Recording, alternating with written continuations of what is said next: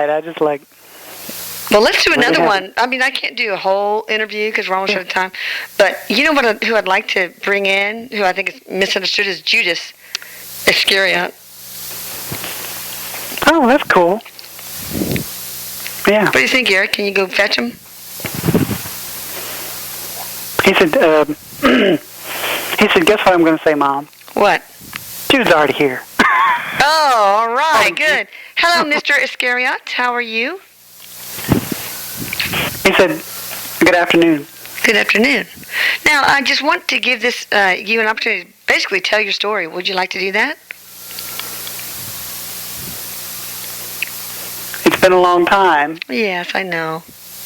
But you're misunderstood, just like Miss O'Hare, so I thought maybe we should give you an opportunity. Yeah. He said, thank you for that. He said, of course, I would like to clear the air. Yeah.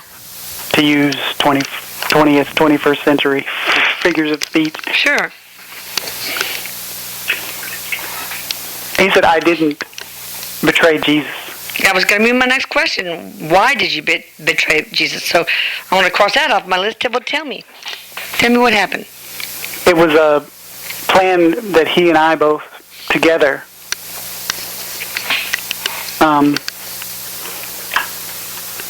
together we basically had talked about this, right? He said, because in the life that I was as Judas, one could say I was free with my tongue, right? In other words, I was free with, I didn't hold things back. I couldn't keep a secret. Okay. Jesus, Christ knew this. This is why Christ wanted me in his fold? You know, his fold, right? That's the word he was actually going to use, but I thought it sounded too cheesy. I'm sorry, Judas. So we had a conversation, right, about this. And he says the way it ended up happening is I enjoyed drink, right? Wine, alcohol. Sure. Right? I was at what you would call a bar, right? So, I mean, it's not really a bar, but, it's... Like a pub or something, right? Yeah. Yeah. And I was speaking freely about Jesus. He says I could be a bragger. Right? All of these things Christ knew I was going to do. We talked about it before. There were soldiers there. Right? And other people who were sympathetic to, I guess, the emperor. Okay. Whoever the big guy was at that time. Okay. I admitted this, though, to Christ, which Christ knew was going to happen. He told me all this was going to happen. He said, perhaps, maybe because he told me, I made it happen then? I don't know. Yeah. That makes sense. But this is why he said everything played out the way it did.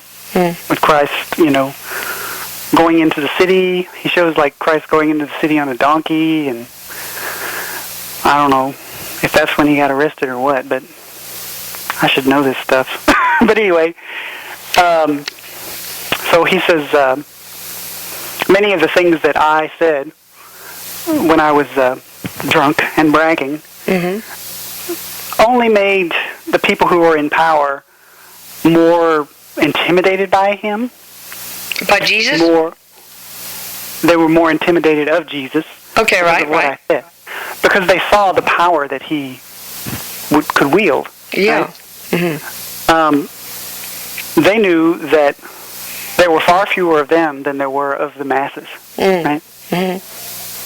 Many of the struggles that went on in our time go on today. Right? And so they wanted to hold on to that power. Yeah. Right?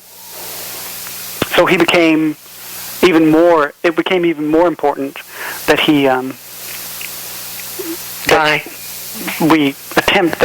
the people in power attempt to get rid of him. Okay. Ultimately they failed.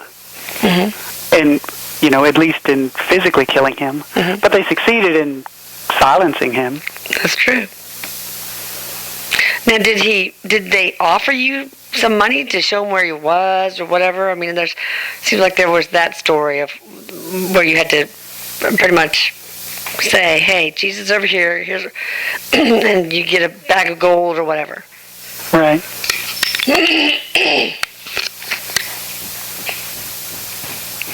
So he showed me like a real quick flash of the way people understand it. Like Judas led the soldiers to Jesus. Yeah. And then they arrested him and carted him off. Right. But was that not the case? He said that's not what happened. Well, tell me what happened. Not entirely. That's not entirely true. Okay. What happened, he says, is yes, soldiers did show up. Okay. They attempted to take Christ in. Mm-hmm. He said Christ was a master at communication, is a master at communication. He convinced them that he would turn himself in. Ah. Ooh. That's what happened. Interesting. Christ turned himself in. Okay. But not at that moment. Mm. The soldiers left. I received no compensation. Yeah. Everyone assumes that I was paid. I was not paid. Wow. He said, and when I referred to earlier about Christ and I having a conversation, right? Mm-hmm. He said, so to piece things together, me going to the bar, pub, whatever you want to call it, and getting drunk, that led to the soldiers coming to Christ, which I did lead them there, right? After they communicated with me. Well, you led them there on purpose, or they just happened to follow you? He said not in that moment did that occur. Oh, it was later. Right? Okay. Well, why did you lead them there? I don't understand. Because, he says, to get back to the plan that Christ and I had talked about, I informed Christ of what transpired. Yeah. And Christ said, then this is like what my destiny is. Right? Okay. So we need to, please have these, let the soldiers know where I am. Okay, I got it. Okay. And so I led them to Christ. This was a couple of weeks later, he says, after the whole bar thing. Right? Okay. And then he says Christ communicated to them that he would turn himself in. Right? And they left. Okay. And Christ rode into whatever the city was on a donkey. Gave himself up. And he gave himself up. Right? Well, now you killed yourself, didn't you? Oh, go ahead. Oh, I'm sorry. He wants to answer that question, and Christ was going to say something. Okay.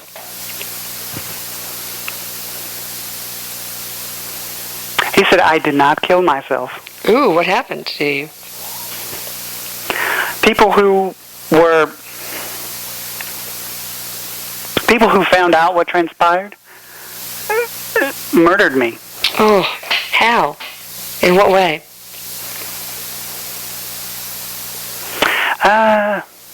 He shows himself so he's standing at a ravine. Okay. Or like a ditch kind of a thing, but it's pretty deep. Okay. It's not like Grand Canyon kind of deep. But it's deep enough that if you fell in it, you would hurt yourself and probably die. Sure. Anyway, it was nighttime. Well, it was getting to be nighttime. And a group of men had surrounded him, and they were all pushing him. Okay. And yelling at him.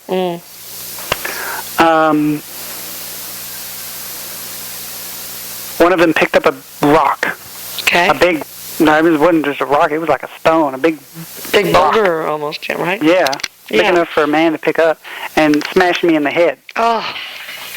And wow. I fell into the ravine, and I died in the ravine. Oh, did you? Oh, that's too bad. I didn't suffer, he said. Oh, that's good. That's good. Now, let's see, what did... Christ said what I wanted to tell you earlier about why that needed to play out. Yeah.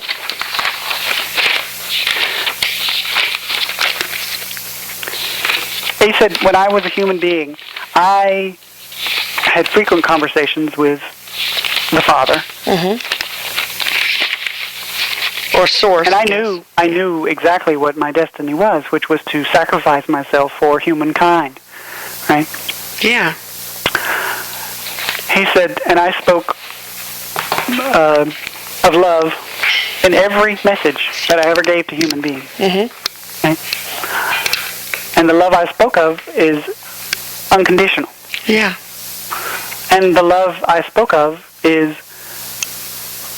had a flavor of rebellion in it, right? One should rebel in order to understand, because sometimes, rather, he says that is necessary in order to appease the parts of you that feel like you have been stripped of your ability to choose for yourself. Yeah. Right? Right. But he says, and that's in one hand. But on the other hand, you must also, if you're fully going to love, respect the law of the land. Yeah. I did not. I wanted to teach human beings that in order for us to get along as human beings, there are things that the law of the land may do things that feel counter to what we as an individual know is right within ourselves. Right. But you should still respect those laws. Sure. It doesn't mean, though, that you don't rebel against them. Yeah. Right? You must. So, for me, the message that I was teaching human beings in that moment is that, you do what you're inclined to do, but at the same time, be willing to accept the consequences. Yeah. Because had I not gone through with what transpired, yeah, then I would have been sending a message to human beings that you should fear the consequences. Yeah. Okay. That makes sense. Yeah. So Jesus, did you pretty much instruct him to report you to the authorities so that your spirit could escape your body? Well, that you thought would and didn't. I don't tell people to do anything. I merely ask them to do what they feel they must do. Ah, I see. And what they must do is what they as an individual are inclined to do. Yeah. Okay. So I merely gave Judas the insight into what I saw would transpire. And then I did not say anything further as far as you do this or you don't do that. So he made his decision. I understand. Okay. Well, Right. thank you for that. Now, looking back, Judas, do you have any regrets?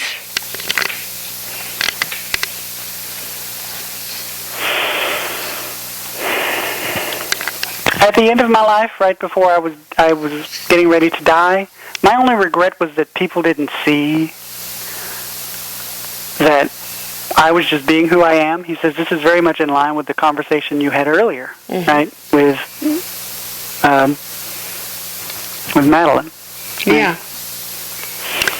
That made me feel regret.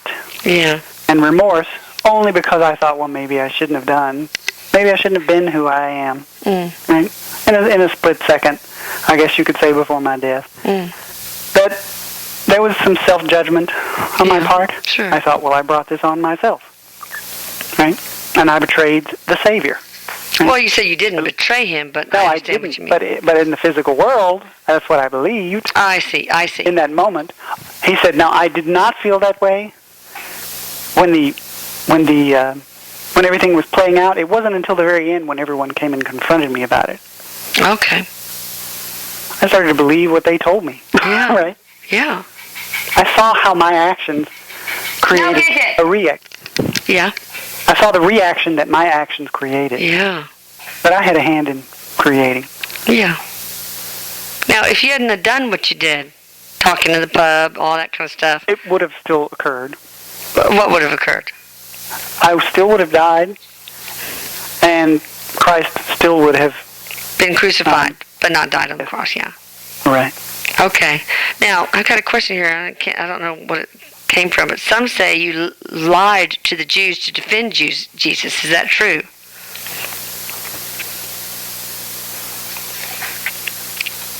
Then we just have 3 more minutes. 2 more minutes.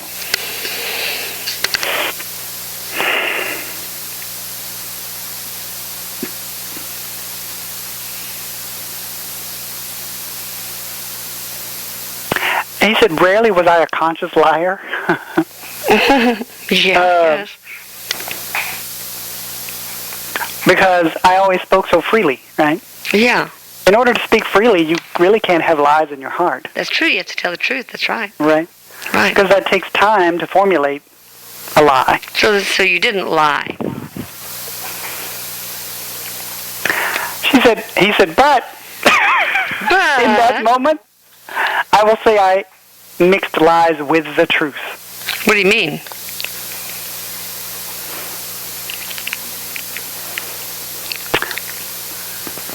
He said, so anything that I understood could undermine the message of Christ, I put in the back. Okay. And anything that I thought would elevate the message, I put to the front. So I accentuated. Eric's singing that song. Accentuate the positive. Oh yeah, right. Jungle Book. That's the Jungle Book. All right. Okay, well, Erik just sang that song in the background, so Jesus just smiled and says, well, that's what I did. Oh, okay. So, I don't know what it was, what you're referring to there. I don't either, actually. I just must have researched and saw something and a question about that, and I can't remember. Now, so Jesus really didn't die on the cross, apparently. So, you want to talk about that? And were you involved in saving him when he got his heart rate real low and his respiratory rate real low?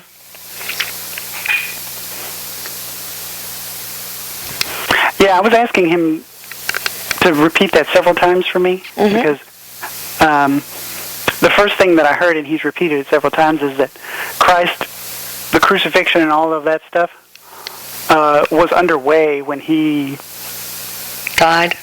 When he was, murdered. When he died. Oh, okay. So basically, that's what I'm led to believe anyway. So either he was unable to get there to help, or okay, he had already died. One last question, and then we'll carry this on tomorrow if Robert is willing to have another session tomorrow. Yeah. What is your relationship with Jesus now, Judas? Nothing changed from when we were living in the physical world, as far as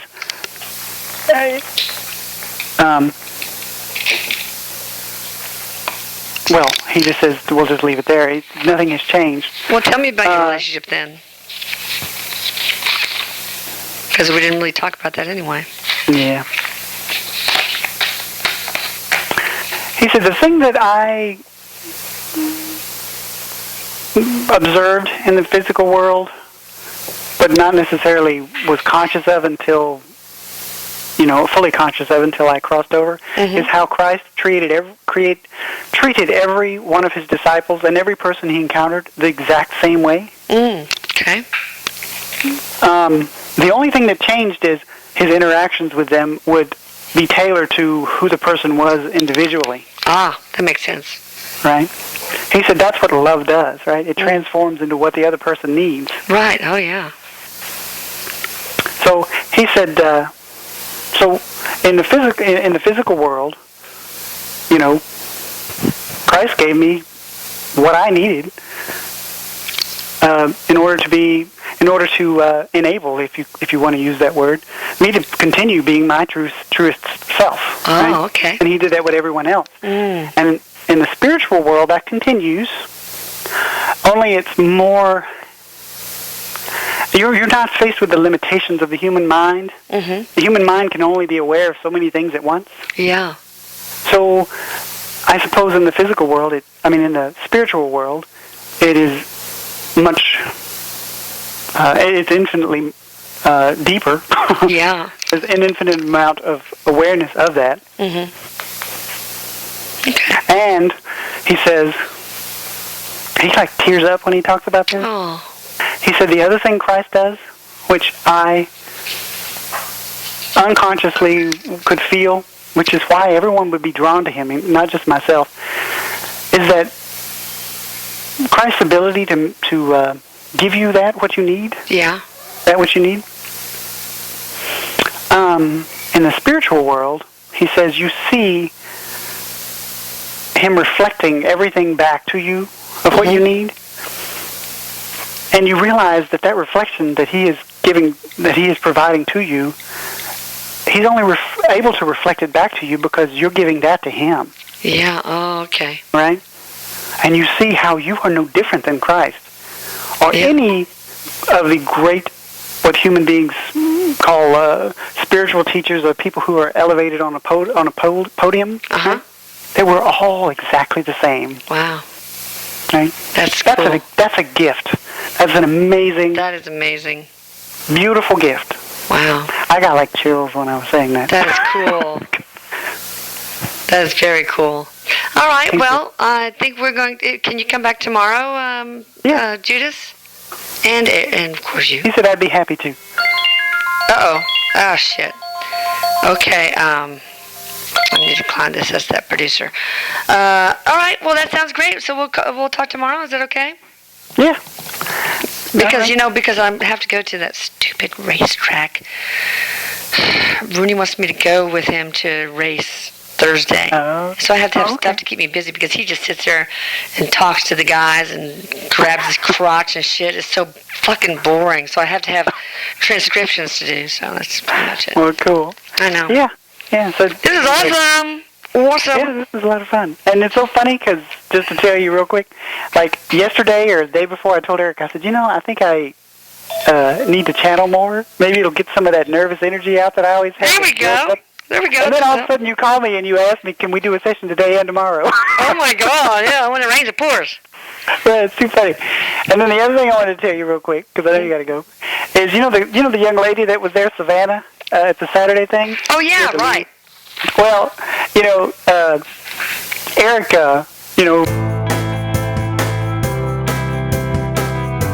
What's up? Hair dryer. Hair dryer? What do you mean? I don't know. Are you making a reference to my hair?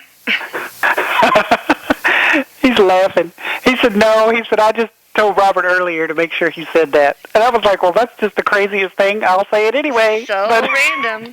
He's probably looking at my hair because all this moisture, it's made my hair poof out so much. Oh. Do you use a hair dryer all the time? No, because when I do, it makes my hair look like it's poofed out. So maybe it looks like my hair has been blown by a blown dryer. Yeah. Anyway. Maybe you should have said wall socket, Erik. Yeah, really. Okay, so, hey, you want to finish with Judas? Can we get Judas back, Erik? Yeah, he said sure. Okay. He called him Jude. Dude, hey, Jude. Hey, Jude. Do. One of the blog members has a pet that passed away named Jude. So every time he says that, I think of that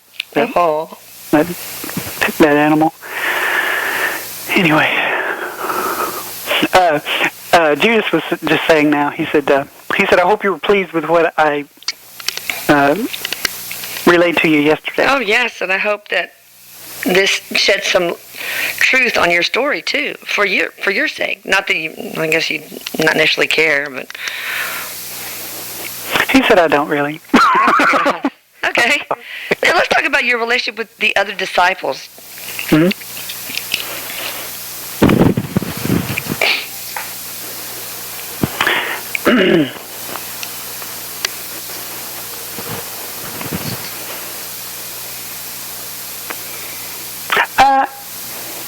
He said, well, the disciples in general, first off.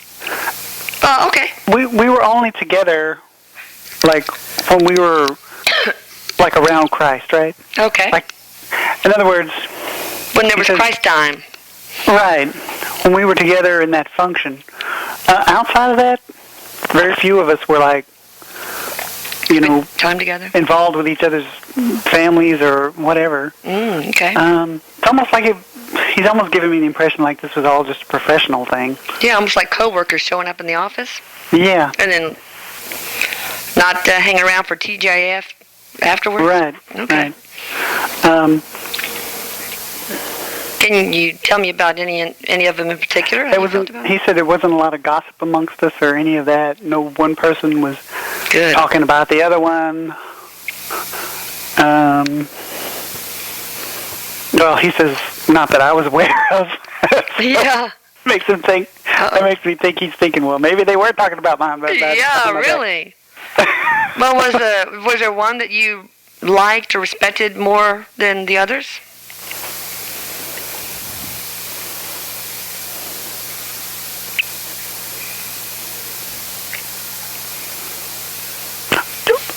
The only name I keep hearing, I don't know if he was a disciple. He just keeps bringing up the name John. Okay. Is John a disciple? Yeah, I think so.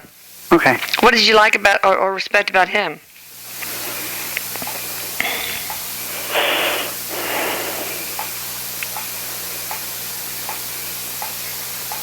I'm trying to make out what he said. He's like talking really low. Oh. I'm like, you weren't doing that yesterday, but yeah, he was yesterday too. It's like a phone connection that Oh yeah. When you're trying to hear him and you're like straining, like, what are you saying? Oh yeah. Because he's not giving me any visuals or anything. It's like he's whispering. Oh well, raise up an octave there. I was and I was just telling him just now. I said, well, didn't you say you were a big mouth?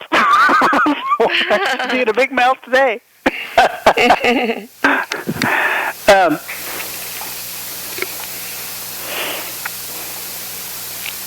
John exuded a confidence that I wasn't always consistent in having in myself. Oh yeah. He said, this is why I spoke so freely many times, is because it was this anxiety. Yeah, nervous chatter. Yeah, feeling nervous silence. chatter. Feeling the silence. Yeah. Yeah. He said one could say that I wasn't very grounded in the physical world. And so then I would just talk all the time. Okay. And not really think about what I was saying or if I should have said it or whatever. And John was not that way. John is not that way. He would say what was honest, his honest perspective of you, and he would put it in a way that wasn't intended to hurt your feelings, but it might on occasion. Oh yeah. Okay. Mm-hmm. Were there any that you didn't get along with? He said no. Oh, that's good. That's good. Do you feel like the disciples channeled the Bible, or were parts of them working their own filters?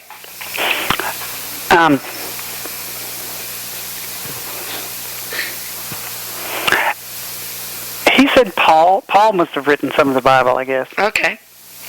He said Paul was very opinionated about what he thought, is very opinionated about what he believes is right and wrong. Mm-hmm.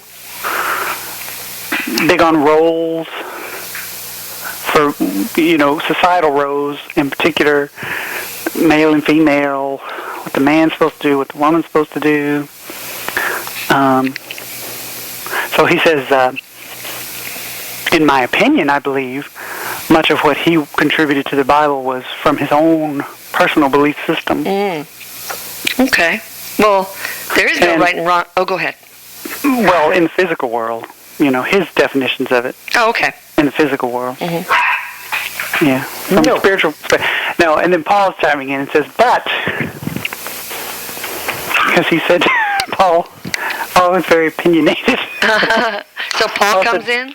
Yeah, Paul is speaking up, though, for himself. He says, but you can't say that he says, but in the grand scheme of things, everything that is said by anyone, regardless of whether or not it's a personal belief, it gives others the ability to think and choose for themselves, gives them that opportunity. Mm-hmm. And then that helps to perpetuate us evolving as a species.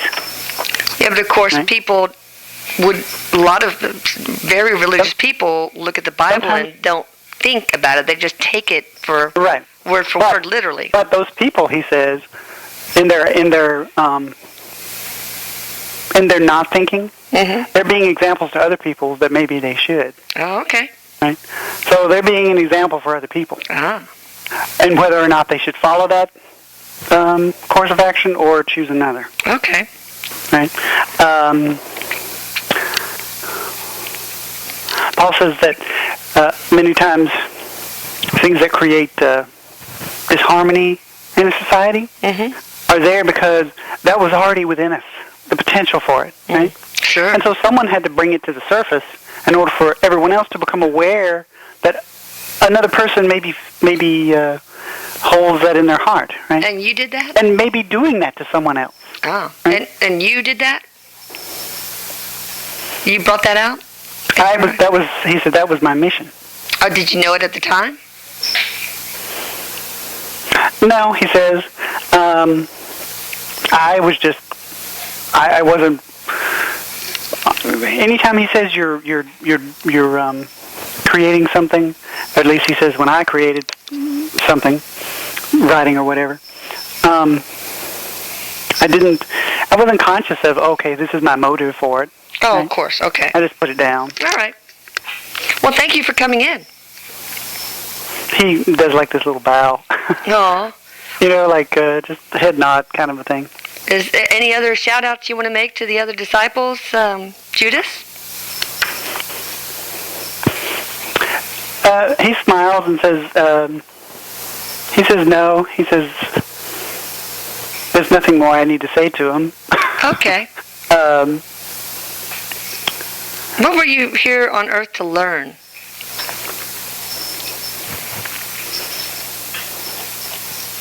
If anything. Yeah. Don't second guess your actions. Just do what you are naturally inclined to do. Okay.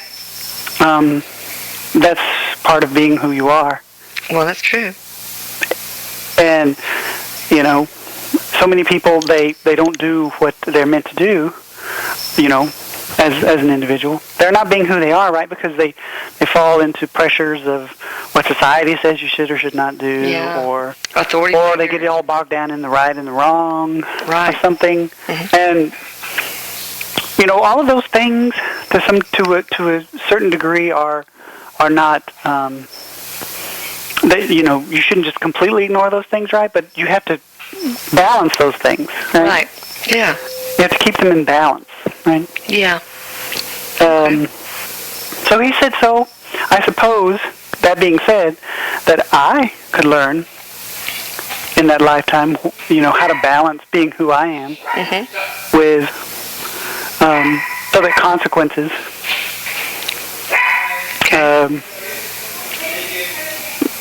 Maybe aren't, you know, it doesn't create, you know, consequences that are too chaotic. Yeah. Okay. Interesting. Do you feel like you accomplished your lesson? He smiled and says yes, and here's a little secret. I won't tell anybody. He laughs. He says, oh, I know you won't. You always accomplish your lessons, whether you realize it or not, because it's not about the doing, he says, that creates, that makes a lesson be accomplished, right? It's the awareness that you gain from having gone through an experience that you might label as a lesson. Right? You develop greater, I guess you could say, greater depth to your awareness, right? And whether you get that while you're in the physical world and you become aware of that in the physical world or not, you're guaranteed you're going to get it once you cross into spirit. So can you give me an example of an experience you learned from?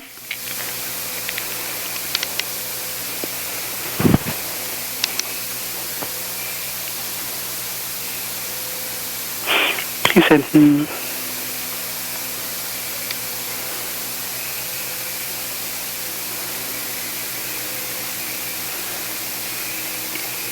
I guess he's trying to be thoughtful about it, because he's just kind of standing here and smiling and saying, well, there were so many experiences, I have to figure out which one, because I was always speaking more freely than maybe everyone else would have wanted. Okay. But he said, I guess I could use that as a broad example. Okay, that's fine. And I'll just use that, and I'll just repeat what I said earlier, that, you know, you can be who you are as long as you develop an awareness of what your actions may create, either for yourself or other people. Right? So learning how to put those things in balance for you, right? Yeah. Because balance is different for every person, he says. It's not going to be the same for everybody. But the only thing that is the same, as far as what you feel, is a sense of, satisfaction or comfort. Or, it doesn't necessarily mean that you don't feel pain, right? Pain and suffering are two different things, he says. Well, tell me the difference. Pain in the physical body is more physical, right? So,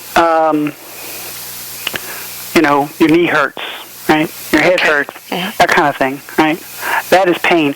But you can develop suffering along with that if there's an emotional unacceptance of that. Oh, okay. So suffering is the emotional resistance to pain? Right. Wow.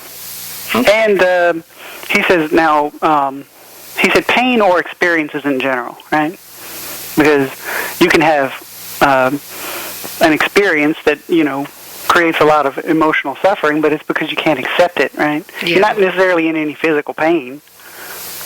So in my case, my heartache from Erik, your death, there was suffering from that. Right. Because I was not able to accept you being gone? He said, well, I'll ask you, what do you think?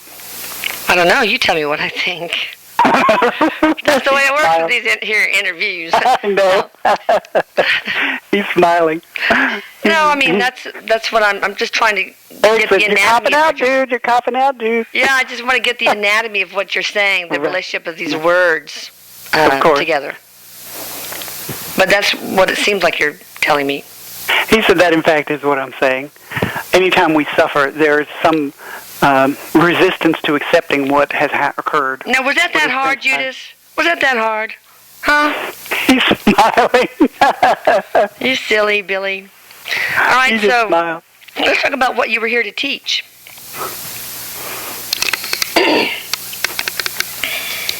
He said, well, to repeat to go back to what I mentioned earlier, it's about, being yourself, right? Okay, so the same thing. That was your spiritual mission. That was a big part of it, to play out what it is you're meant to do in that lifetime, right? But then to get more into the subtleties of it, to be aware of as a butterfly just flying by. Oh. It always happened whenever I channel. Oh, wow. There's two of them.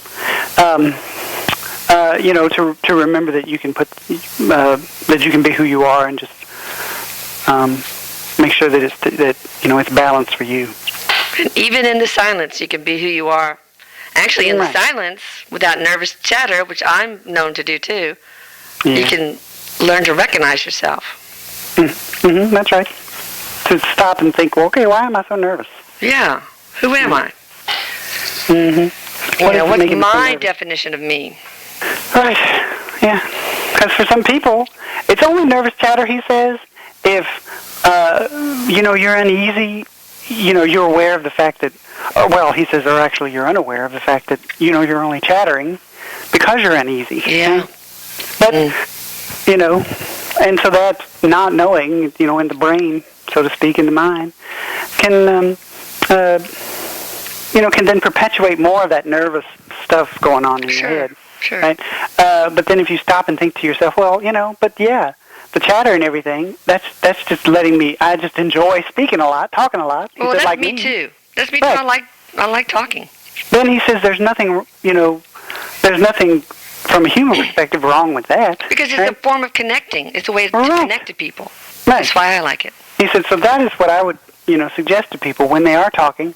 If you're thinking, it's nervous chatter, and you're labeling it that, right? Stop and think, well, who told you that that's what it was in the first place? You had to have, you had to have either seen it on television or in some form someone told you that wasn't right. There's some dysfunction in that. Oh, yeah. And then, of course, when you believe that and you start chattering more because you're nervous, it's only because you're nervous, you're worked up over the fact that there's this dysfunction going on, and then it's like you're running away from it, right? Just turn around and face it and then go, this is mine. Stop. This is me. Screeching brake sounds. I tried to make it, but my voice is not there yet. Are you incarnated on the earth now?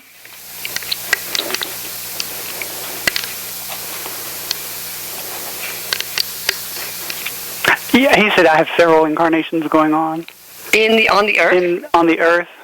Wow. Which one do you like the best? Or there's 4 going on the earth now, and several going on elsewhere in other parts of the universe. My God, you're a multitasker. Which one do you think is the one that resonates most with you, or that I would want to hear about now?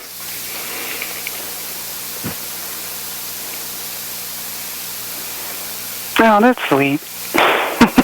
He said it's not a human being. None of the incarnations on Earth, by the way, are human. He said. Oh, wow.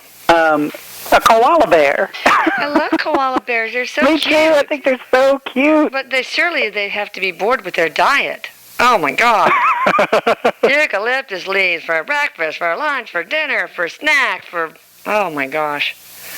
Yeah. Well, why did you choose to incarnate, as one of those? Of course, it just makes me want to hug you even more. I know, exactly.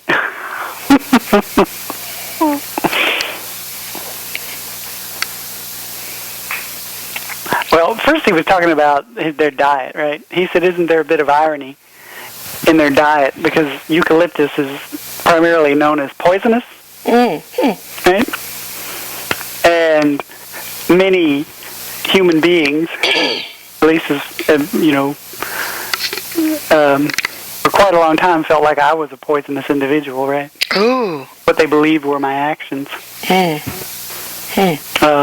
Interesting. So anyway, is that why you wanted to be a koala bear? Yeah, what the heck? You just wanted more hugs. The hugs you didn't have when you were Judas. He said, really, I suppose you could say. He said, I didn't really have an intention for why I wanted to be a koala bear, but I guess, as we're talking about it, I guess you could say it's because really I'm soft and cuddly. Oh. If you just get to know me. Oh. So you can get past everything else.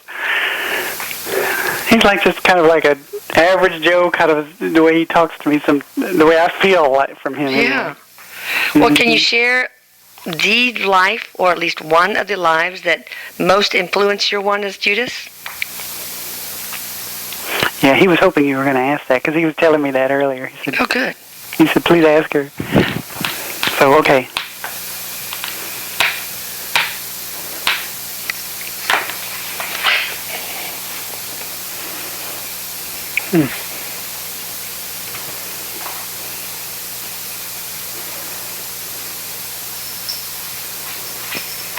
It revolves around betrayal.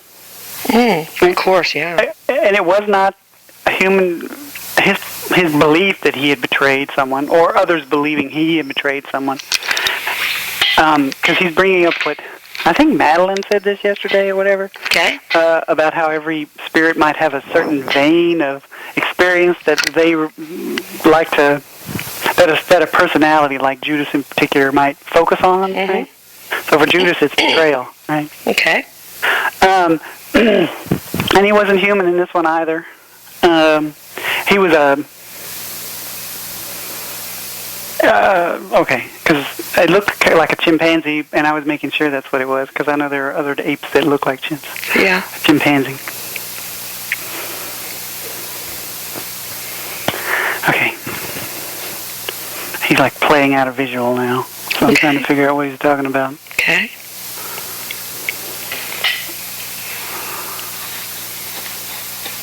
Oh, and this one he really did feel like he betrayed, like it was almost an omission of his responsibility, a dereliction of duty. Ooh. Right? They were going to drink at a river. And his troop? Yeah, his group of people. Yeah, right? Troop of what? Chimpanzees, right? Yeah. Okay. He was not a leader though, so he wasn't like an alpha or anything. He was he was a mother with a child, with a baby. Oh, okay. There was a part of him that did not want the responsibility of a baby. And in chimps, they have a culture like human beings, he says. The baby I didn't always take care of. Oh. Right? And I resented the fact that I had this baby. It sounds like a human being. I know. Right? Some. But he says, you weren't always aware of that while you're in the form, but afterwards you realize it. Sure. So we went to the river to drink, right? Mm-hmm. And my anger at everyone else, right, for making me, for me believing that they were making me feel this guilt over it or this unwanted sense of responsibility, made me not warn them of the dangers at the river. Oh. There were, crocodiles, right? Yeah. Lurking right out in the, far enough out into the water. Mm-hmm. And he says, I knew they were there, but I led the group there purposefully anyway. How awful. It sounds a lot like the way it played out with Christ, only it's a little bit different. At least in that life, you all communicated. Right. So he says, in this life, I did not communicate to anyone. Mm-hmm. I kept it all to myself, and I did it spitefully, right? Yeah. So the dereliction of duty is not telling them what was going on, warning them of the danger. So what happened? And then the betrayal is that as well, but also my own baby, right? So I put the baby down next to the edge of the water, fully expecting the crocs to get it. Oh. And it did. Oh. But it didn't just get the baby, it got like 2 or 3 others, right? I wasn't, no one, of course, would know. Yeah, well, I guess you got Friday and Saturday nights free to date. No babysitter needed. But though, in the moment I felt unburdened, I didn't realize I was being burdened with other things. Guilt. Yeah. Oh, right? Yeah. Sure. And I never had another baby after that. Yeah. So he's putting this in a very human perspective. He says the reason why, though, I'm saying this is because human beings think they're the only ones gifted with these, with this depth of emotion. Yeah. And every species on this planet feels emotion, and chimpanzees are, I suppose, the reason I chose that life is because they are very closely aligned with how humans express emotion. Yeah. They feel rage, betrayal, jealousy. Sure. Well, what did you want to get out of that life, and why did you design that life for yourself? It was very simple to just have the experience. So it wasn't like to learn how to self-forgiveness? He says really it was more of understanding responsibility. Oh. By being irresponsible, you learn on the flip side of that a greater depth of knowledge or awareness of responsibility itself. Yeah, right? Contrast. Right. Okay, that's really interesting. Yeah. So, do you have any messages or advice for humanity?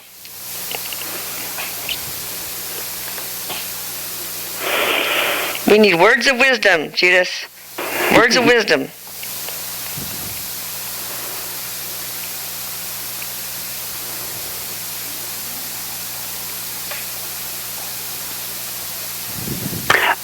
My only advice, he says, is, and human beings are evolving slowly out of this kind of behavior, he says.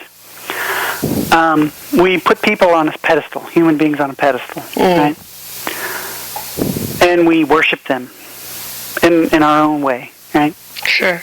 And then, after we grow tired of them, we want to knock them off that pedestal, and figuratively, or literally, or metaphorically, or whatever. Then we want to crucify them. Mm-hmm. This has played out in human history time and again and again and again. Including with Christ, I guess, huh? Well, he says this is why I chose that particular phrasing. Yeah. And the reason that we do it, he says, is because we ourselves don't want the responsibility of taking ownership of our own choices and actions, of thinking for ourselves. We want someone else to do it for us. It's hard. Well, he says, of course it is. And then when they can't fulfill the needs that we wished they would fulfill, then we get angry with them, right? And it may not necessarily start out as anger. It might first start out with boredom, right? We just get bored, and then we get angry. Yeah.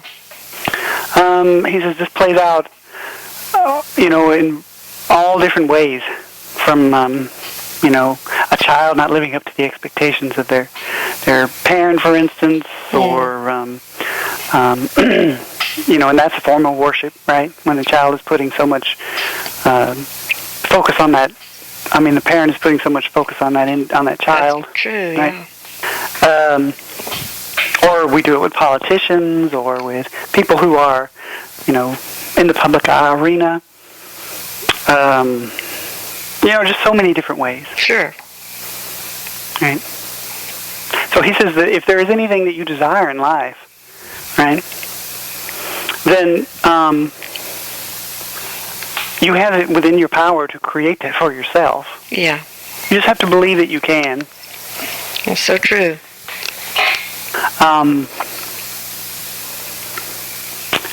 He said, and I'll just add one little caveat that, that doesn't, what's the word? I know there's a single word. I hear it and then it's like goes away as soon as I want to say it. But he said that doesn't excuse anyone else from saying everybody's on their own, right? Because we are a collective, right? Mm-hmm. Human beings are a collective. We're interdependent on one another. Sure. But we're there to help each other, be responsible for each other and ourselves. And that extends further than just human beings. It's for the entire planet. And then once, we get out into the universe, it'll extend there. Yeah. Right now our reach is really focused just on this planet. But eventually it will go much further than that. Okay. So, what do you think about the state of humanity now? And please be gentle. Please. But I want it all. Yeah. Sing it. He says, he said this isn't just my perspective. This is really, you have it when you're in spirit. You have a depth of awareness that is exponential, right? Right. Compared to what you would feel or be aware of in the human body. Mm. And we understand, and that includes me, of course, that everything that happens, it's all meant to expand our awareness of ourselves, of the beauty of existence, all of those things, right? Mm-hmm. So I will not say, because it would not be truthful, that I'm not hopeful. I am very hopeful. Even the bad is expanding our awareness. It's all compelling us, pushing us, motivating us as spirits, as consciousness, to become aware. Aware of what? Awareness is so expansive. It just depends on what, if you're focusing on a single individual, it could be multiple things, right? Or it could be one single thing. Like when I mentioned earlier, a betrayal, right? So awareness of betrayal, right? Is there one awareness general of thing? Responsibility. Yeah. Is there a general thing that we are striving to develop absolutely, awareness of? In fact, I was just getting ready to tell you that human beings are, in the broadest sense of the word, and it can be expressed in a lot of different ways individually, we're healers, born healers. Just as Christ is a healer. We are all healers. Okay. Right? And he says, in fact, all life throughout the universe, that is what it is. It's innately constructive rather than destructive. Mm-hmm. Though he says there are sometimes it is necessary to be destructive in order to heal. Yeah, exactly. Yeah. Sometimes things do have to break down, but ultimately, even the destruction of things leads to new construction. Right? Yeah, right. So he said human beings are learning, in order to know and fully come into their awareness of their being healers. Mm-hmm. Right? They need to go through all of that physical pain, emotional pain, suffering, emotional suffering, in order to really develop the depth of awareness that they would need to be able to fulfill that function of a healer in the physical world. Okay. Interesting. Wow. So, what do you think about Erik?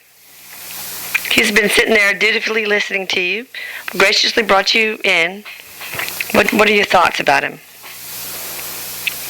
He said Erik is a perfect example to everyone else what a healer is. How so? He smiles and says, because healing doesn't happen in just one way, right? It happens in many ways, but what opens people up to allowing themselves to be healed is laughter, right? Erik is very good at understanding that. Yes. Because he's been a lifetime of not laughing so much, right? Yeah. And he said, so you see how that works, that whole contrast.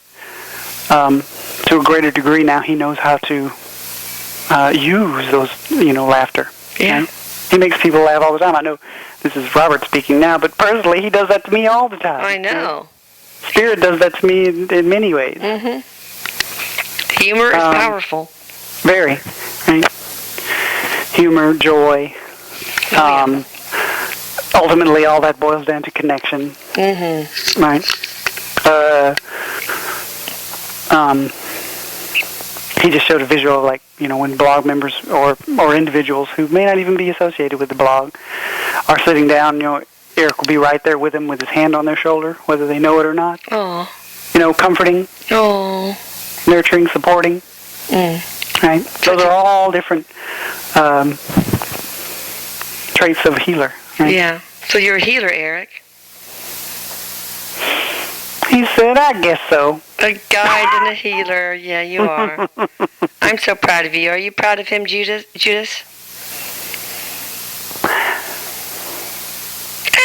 No. No, he was smiling. He said, well, and he said, of course, we're all very, very happy with Erik and the work he does. Absolutely. Okay. All right. One more thing. Two more. What do you think about channeling Erik and the direction we're going in?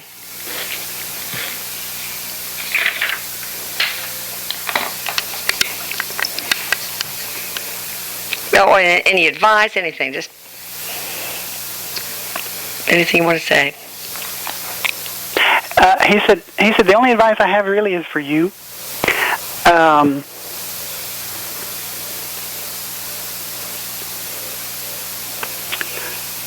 Well, it's about rest, right?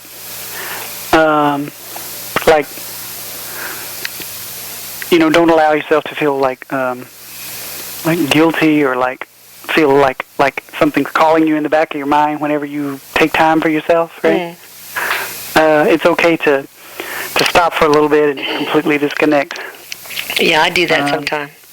Yeah, because and then Erik chimes in and says, he's pretty much adding to what you just said. Because there are times when you just have to do other things, right? But in the back of your mind, the blog, I got to get to that email, I got to do this, I got to do that. Or what do I do next? This. Sure. Erik says sometimes it's okay to disconnect from all that because Erik says, and that'll take practice because Erik says, you're just that kind of a person. You're very driven and, like Michelle, very kinetic, right? And sometimes, Well, I like being busy with it.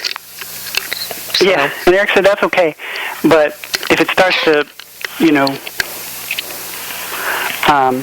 what's the word? If it starts to, Judas says, let me just make it simpler. If you start to feel like you're suffering, right? Oh, yeah. Then, I'm suffering over this. I'm suffering over this TV thing. Judas, do you think that Christina Grana is betraying me? I mean, what do you think about her and this? What do you think we should do? Judas smiles and says, ultimately, your apprehension and fear is that you might lose some control. Well, sorry. I just don't want to lose money, for one thing. I mean, that's the main thing. Well, he said that is a type of control. Well, exactly. Right? Yeah, I need money to live here. He says, so it's not unreasonable, right? Yeah. And he says, and at the same time, that doesn't infer that you've done something wrong or that something's out of balance for you. Right? You've spent your entire childhood not being able to control, right? And so as an adult, and even when Erik passed away, he said, right? Yeah. So sometimes in order to heal, you have to pursue the very thing that you felt you didn't have any of. Yeah. And that is control. So is she the real deal? He said for you what I would suggest is don't be afraid of what you're feeling, right? The apprehension, that kind of thing. Okay. If that's what you're feeling, well, I think we mentioned this earlier at the beginning, so he's just kind of reiterating that. Go with what you know is right? Well, I don't know what's right. It's just fear. Never... It's just fear. That's it. It's not necessarily intuition. Right, and he says, and that's what I'm getting at, is that if the fear itself is there, then perhaps sometimes fear is meant to stop you in your tracks and connect with your brain, right? Mm-hmm. And start kind of analyzing a little bit. Okay. Sometimes you're not supposed to go, if you're afraid to go, bungee jump off of the side of a building, right? Mm-hmm. He says, and and you're afraid to do it, right? But that fear may be there because maybe you have anatomical issues in your back that you don't know about. And so maybe that fear is there to warn you, maybe you shouldn't do that. Well, should I or shouldn't I do it? I guess that's what I'm saying. You can see time, you can see the future, you know what's going on, the quote-unquote future. Yeah. He says, I'm not beating around the bush, I'm just trying to explain, he says. Yeah, so, of course. He said, and so my advice would be, don't do it. Okay. He said, and it's not because, this person might take advantage of you or anything, but because there's too much apprehension, right? Well, if I knew that it would go well, if I didn't have the apprehension, would it just go off well and be a very popular TV series? Would it get sold? All that stuff just take me out of the equation. Right. He said no. Oh, okay. All right. Interesting. Yeah. Okay. All right, let's see. What was it? Anything else on channeling Erik?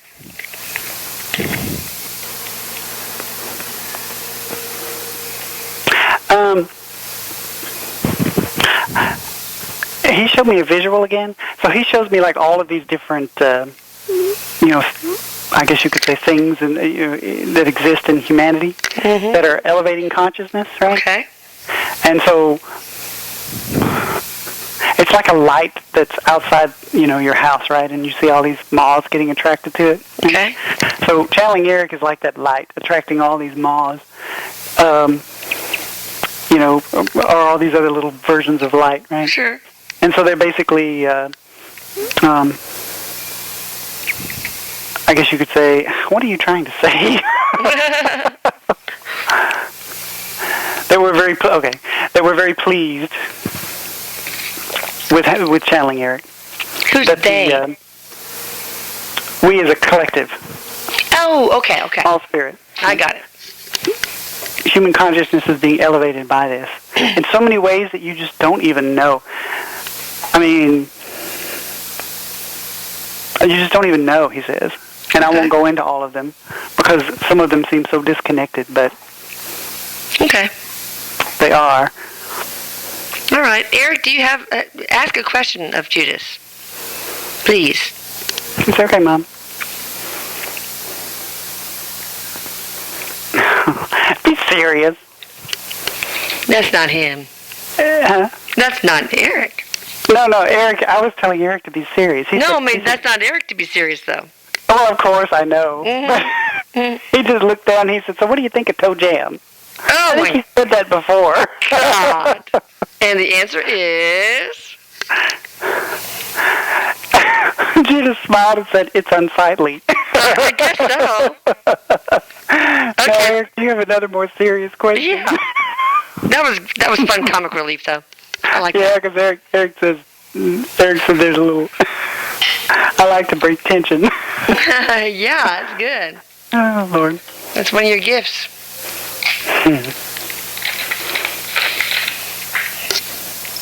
Talking toe jam with Judas. Mm-hmm. So anyway, Erik says, I'm trying to think of a good question. He said, but I'm in kind of like a goofy mood today. Oh, boy, of course. He said, so I'm trying to think of a good question.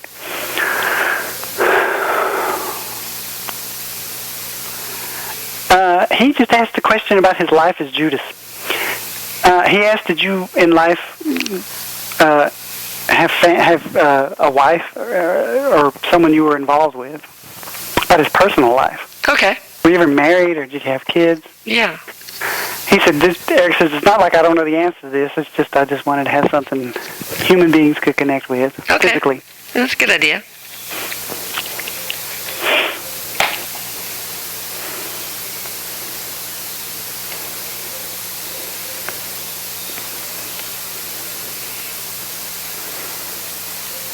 He said that no, there was no one. Oh. Really?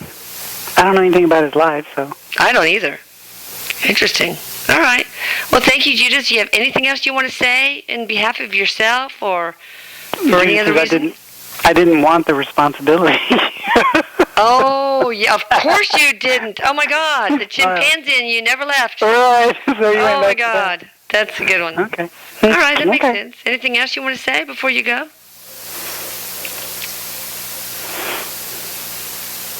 He just smiled and says, the only thing I have to say is to thank you. Oh, thank you. Mm-hmm. This was wonderful. Yeah. So, thank you for doing this. I think it'll enlighten a lot of people. Mm-hmm. And bring a different understanding about you, which I think is needed. He clasped his hands. He says, I suppose one could say I was he used the analogy of a black sheep.